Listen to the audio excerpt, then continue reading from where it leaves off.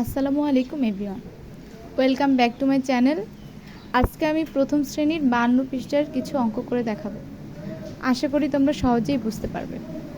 দেখো, 1 নম্বর অঙ্কে কী বলেছে পড়ে নিই। নিধির 8টি খেলনা ছিল, সে তার ভাইকে 5টি খেলনা দিল। এখন তার কাছে কয়টি খেলনা রইল?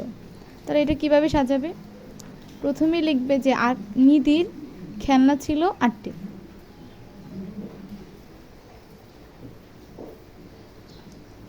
নিধির খেলনা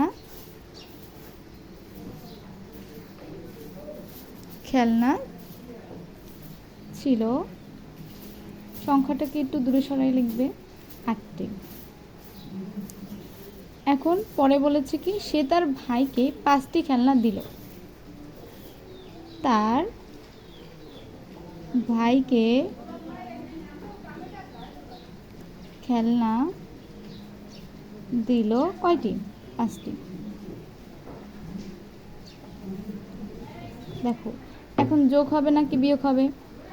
অবশ্যই বিয়োগ হবে, কারণ নিধির 8টি খেলনা ছিল, সে তার ভাইকে 5টি খেলনা দেবে। নিধির 8টি খেলনা থেকে তার ভাইকে 5টি খেলনা দিয়ে দিয়েছে, তাহলে এখানে কি হবে? বিয়োগ। তাহলে বিয়োগ করো, 8 থেকে 5 বাদ দিলে কত হয়? 6, 7, 8, 3টি। সুতরাং এখন তার কাছে কয়টি খেলনা রইল? তাহলে লিখবে খেলনা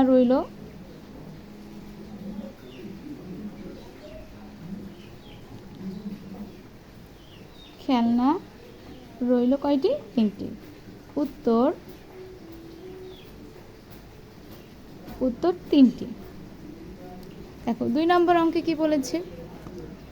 একটি গাছের ডালে 7টি পাখি বসেছিল, পরে 4টি পাখি উড়ে গেল, গাছে কয়টি পাখি থাকলো?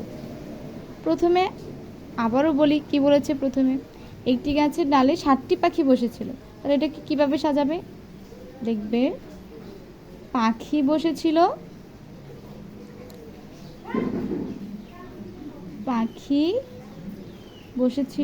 কয়টি? সংখ্যাটাকে আগেই বলেছি যে একটু দূরে সরাই লিখবে 7টি। পরে 4টি পাখি উড়ে গেল, লিখবে পাখি উড়ে গেল কয়টি পাখি? 4টি। তাহলে এখানে কি হবে? বিয়োগ হবে, কারণ 7টি পাখি থেকে 4টি পাখি উড়ে গিয়েছে, তাহলে কি হবে? বিয়োগ।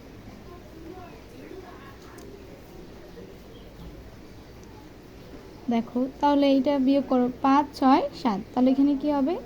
3টি পাখি। তাহলে এখানে সুতরাং দিয়ে কি লিখবে? গাছে কয়টি পাখি থাকলো?